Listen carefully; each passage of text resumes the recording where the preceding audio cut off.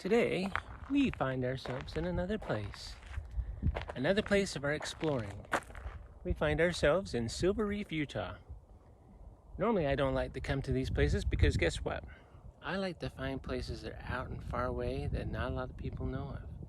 But this place is quite an interesting place. It has a lot of history because it is the only place, or one of the only places, that actually silver was found in sandstone.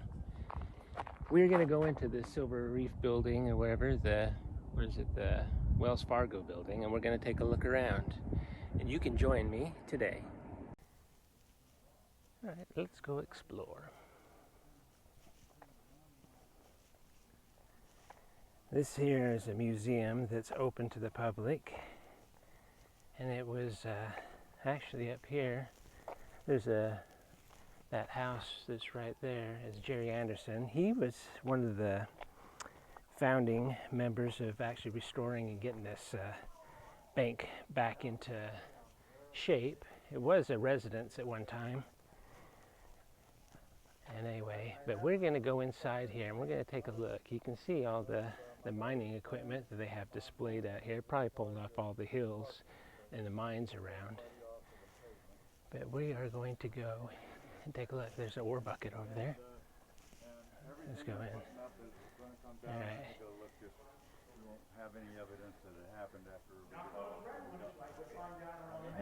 I guess we gotta pay. Down St. George, Utah now. Yeah. Well, Silver Reef is extremely unique. It's one of the only two places in the entire world where silver ore was found in sandstone. Wow. The other is Siberia. Wow, that's a wise way. You want to go there like I want a bayonet wound. Yeah, no going there. It seems a gentleman by the name of John Kemple came over from the gold fields of California in the 1860s, west of Reno. Yeah. Well, he's down here in Harrisburg hanging with his family, and he's walking around. And of course, you know how prospectors walk. Slow. No. No? Limping? Oh, down.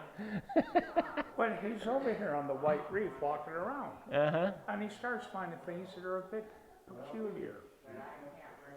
He starts finding white sandstone, but look at the little black lines in there. Wow. Yeah, it's like a little sandwich. And then he turns it over and he goes, look at that black inclusion. I wonder what that is. Well, he tests it. They come back positive for silver. Well, that's impossible. You don't find silver in sandstone. Everyone knows that. Well, he decided he needed some help. So he went over to the White Reef, got a goodly amount of it, crushed it up, and sent it to the Smithsonian Institution. The professionals, the scientists, the mining engineers, they'll know for sure. Well, they sent it back to him 3 months later, and they said it's the best fake we've ever seen. Now, being as you're from Utah now, you're omnipotent and all-knowing of the history of the territory of Utah, are you not? A little bit, yeah. All right. In 1847, a guy by the name of Brigham Young Yes. come into the Great Salt Lake Valley. Mm-hmm. Well, when he comes in with 20,000 other Mormons. Well, when he gets here, he's the governor of the territory. And the territory extends from almost the Dakotas to San Diego. Wow. Well, the 20,000 people he brought with him weren't making a whole bunch of money coming across the plains. So he's going, what can I do to make some money to build the territory? Well, he starts shipping people into the hinterlands to start utilizing the resources, get the money for it, and ship the money back up so he can build it. An example of this is Cedar City. Well, just to the north of us.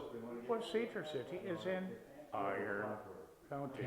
Yeah. I wonder what they mined in Iron County. And then, of course, just south of Provo, Uh-huh. there's a little town by the name of Spanish Fork. Well, if you go east out to Spanish Fork, you go over the top of the mountain, you drop down the other side, you end up in a little town of Price. You're in Carbon don't he? Another one. I wonder what they mine in Carbon County. And of course, you being from Washington County now, you're omnipotent and all-knowing and know the nickname of Washington County, do you not? Washington. Well, it's a cotton, isn't it? The cotton mission. Yeah. I wonder what they grew in the Cotton. mission. Yeah.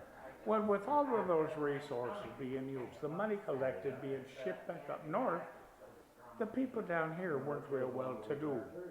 So a couple of entrepreneurs on the other side of Leeds were debating, what can we do to make a couple of quid? Well, they decided on this. They would make heavenly white rhinestones. Not those red ones like you find down around Mesa, Tucson, and California, but heavenly white ones.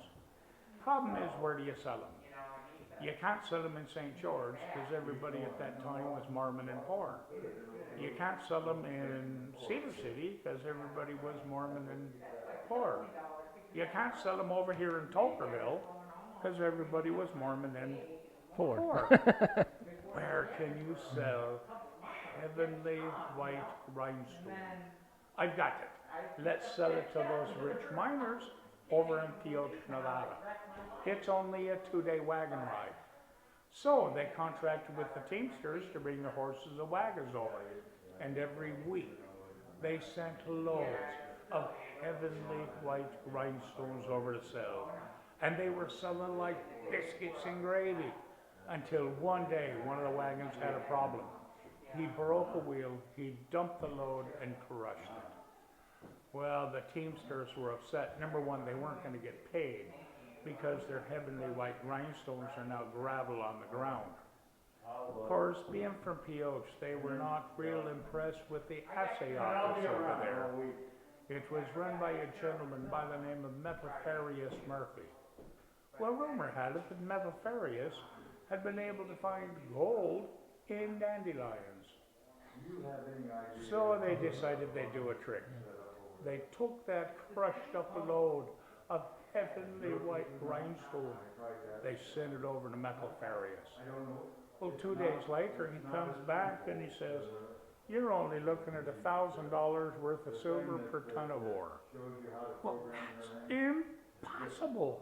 You don't find silver in sandstone. So the Teamsters decided they'd pay him a social visit and run him out of town. Fortunately, they went to the saloon first. 3 days later, they sobered up. They walked into his office to kick him out. His office was empty, and he was gone. Well, where had he gone? Right here. And within 2 months, 2/3 of the entire city of Pioche, the miners, the dry goods stores, the boarding houses, the saloons, the blacksmith shops, took their buildings down and moved them here. Population went from 50 to 2,000 in 2 months. Wow. Now, with all of those people here, mining, processing, building buildings, bringing supplies, you still can't walk into a dry goods store and go, can I get a dozen eggs? Yeah. That doesn't work. So, they had 5 stamp mills here in the area. These stamp mills ran 24 hours a day, 365 days a year. Here's a model of a stamp mill. Imagine 5 of those running 24 hours a day in town.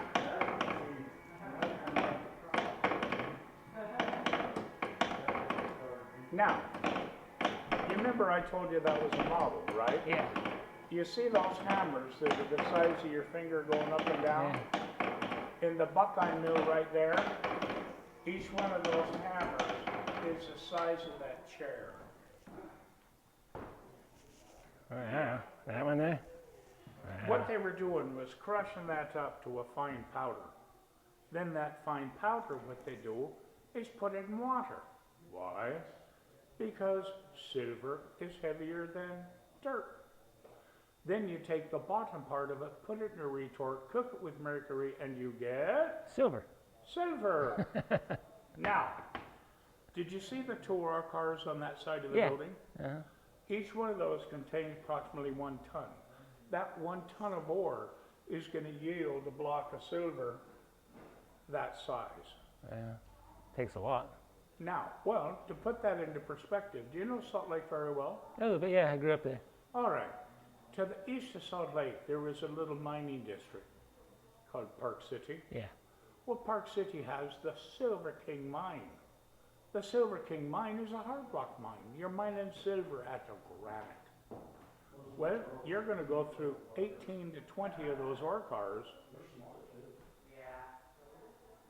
for that. Yeah. So, 18 to 20 or each. Better deal. Yeah. Now, everybody always has the question, well, did they mine all the silver out? The answer is no. Well, why aren't they still mining it? I mean, think of the money they can make. All right. When you drove up here from Leeds, did you see those small hovels that the people were living in? Yeah. Those little 5,000 square foot houses with a pool in the backyard? No. My question is it going to be okay to put one of those in your backyard? No, it'd be No. too loud. Yeah. Actually, what happened in the late 1880s, early 1890s, the United States went from a silver standard to a gold standard. When that happened, the requirements of silver by the government dropped 75%.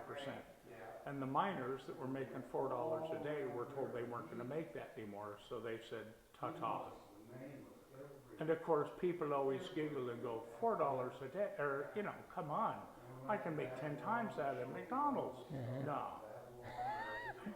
The thing is, if you were a ranch hand in charge of 12 ranch hands when those miners were making $4 a day, you would be making $12 a month. Wow. So they just went. Yeah. And of course, people look across the street and they go, with 2,000 people here, why aren't there more old wood buildings like Knott's Berry Farm? Because the people of the 19th century actually recycled. If you had a wood building across the street that wasn't being used, you took the nails out of it and you kept them. You took the wood, it became a fence, a barn, a shed, a chicken coop. Or in the case of St. George, they took a saloon apart, reassembled it down in St. George, now it's an ice cream store. Oh, it's a Judd thing. Yeah. Oh, wow. Yeah. Now, another interesting fact about Silver Reef is they did not have the ubiquitous crime that was manifest in other mining districts. An example of this is Pioche.